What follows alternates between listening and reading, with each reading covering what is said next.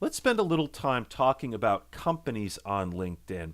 We're going to break this down into two sections. First of all, let's look at what companies look like and the kind of information that you can get from their page.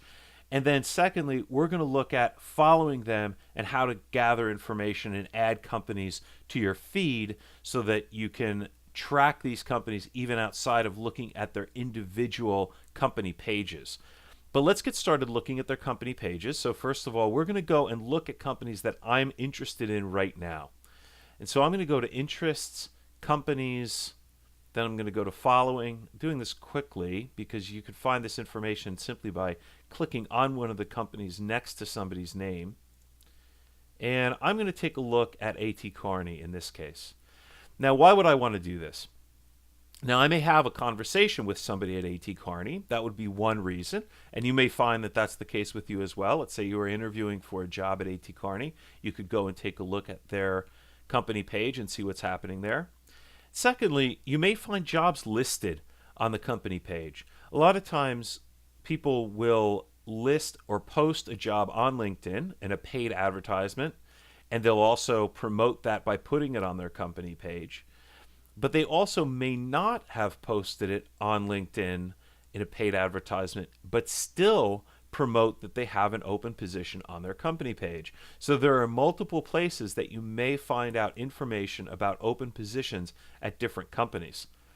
So let's take a look at A.T. Kearney because there's a lot more than just a feed going on here. You get a lot of good information about the organization.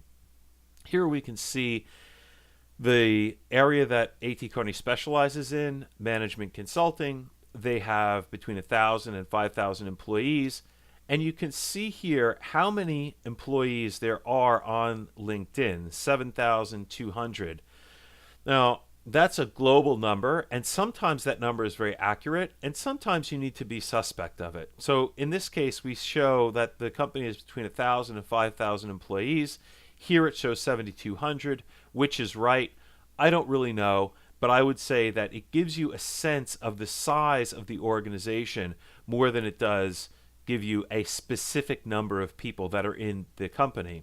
It's also nice to know that whether you have first degree connections there, which could be networking contacts for you in that organization, and also second degree connections, which are next level contacts for you that you could network to.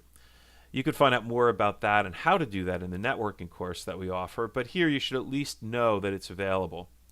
You'll also get more information about the company. This is typically a paragraph or two that just kind of talks a bit about it's a little bit of a blurb, a little bit of a pitch.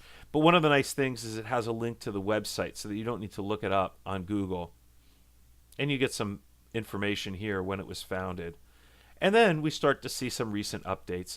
And these updates are useful to you if you're having conversations with people or if you're you want to refer to something in not necessarily just an email, but or not necessarily just a conversation, but in an email or some kind of interaction that you have with people. This could give you ideas about how to sell yourself into an organization by noticing what the interests are that that company has.